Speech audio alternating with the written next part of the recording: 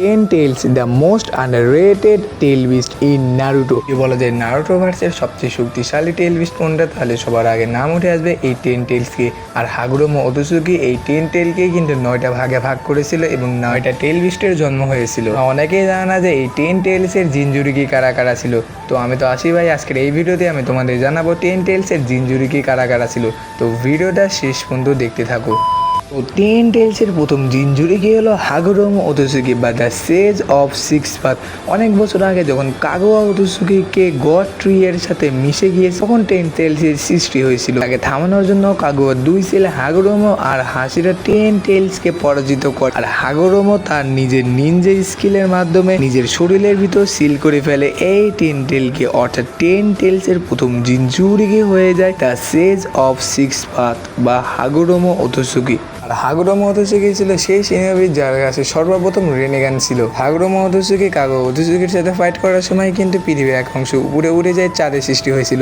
Ninja ওয়ার্ল্ডের কিভাবে সৃষ্টি হয়েছিল সেই বিষয়ে একটা স্পেসিফিক ভিডিও আমি খুব শীঘ্রই নিয়ে আসবো। জন্য চ্যানেলটা এখনই সাবস্ক্রাইব করে রাখো যাতে ভিডিওটা মিস না হয়। যারা হাগুরোমো ওতসুকি যখন মৃত্যুর দ্বার প্রান্তে চলে আসে তখন সে কিন্তু একটা বুদ্ধিমানের মতো কাজ করেছিল। সে ভেবেছিল টেন টেল যদি আবারও পৃথিবীতে ফিরে আসে তাহলে পৃথিবীতে আবার তাণ্ডব চলাবে। ওই টেন টেলসে 9টা ভাগে ভাগ করে 9 টেল বিস্টের জন্ম দেয় এবং এগুলোকে পৃথিবীর বিভিন্ন ছিটিয়ে দেয় যাতে এই 9 টেল বিস্ট আবার পুনরায় একত্রিত না হতে পারে এবং টেন টেলসের সৃষ্টি যাতে না হতে পারে। তো হাগুরোমো ওতসুকির বিপরীতে এক মাস্টার প্ল্যান করে Madara Uchiha. Madara Uchiha Obito উচিহাকে ম্যানিপুলেটেড করে এক ধরনের গ্রুপ তৈরি করে যার নাম হলো আকাতসুকি। এই গ্রুপের মূল লক্ষ্যই হলো অল টেল বিস্টকে একত্র করে টেন টেলসকে জাগ্রত করা। আর তারা এই কাজে প্রায় সফল হয়ে গিয়েছিল, সেজন্য ফোর্থ গ্রেট নিনজা ওয়ারি। মাদারা উচিহা যখন টেন টেলসকে পুনরায় অ্যারাইভ করে তখন যুদ্ধের মাঝখানে ওবিটো উচিহা সুযোগ নিয়ে টেন টেলের শক্তি নিজের মধ্যে সিল করে ফেলে, যার ফলে ওবিটো উচিহা হয় যে সেকেন্ড জিনজুরিকি অফ টেন টেলস। এটা ভুললে চলবে না, ওবিটো কিন্তু ছিল ইনপারফেক্ট জিনজুরিকি অফ টেন টেলস, অর্থাৎ ইনপারফেক্ট ভিসেল।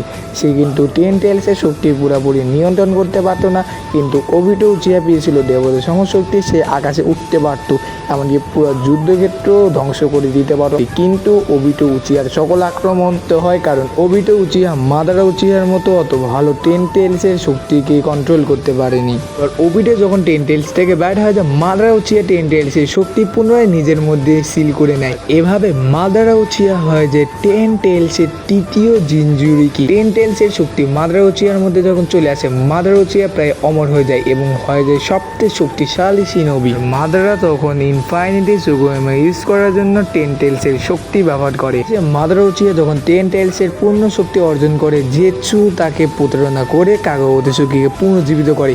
এই অবস্থায় কাগুয়া ওতসুকি আবার টেন টেলসের সঙ্গে একীভূত হয়, অর্থাৎ সে শেষে সবচেয়ে শক্তিশালী জিনজুরিকি হয়ে যায়। আর এভাবে কাগুয়া ওতসুকি হয় যে টেন টেলসের চতুর্থ জিনজুরি। সংক্ষেপে বলতে গেলে হাগুরোমো ওতসুকি ছিল প্রথম জিনজুরিকি, কিন্তু ওবিটো উচিহা ছিল যুদ্ধকালীন জিনজুরিকি। মাদারা উচিহা ছিল তৃতীয় জিনজুরিকি, কিন্তু দ্বিতীয় পূর্ণ জিনজুরিকি ছিল মাদারা উচিহা।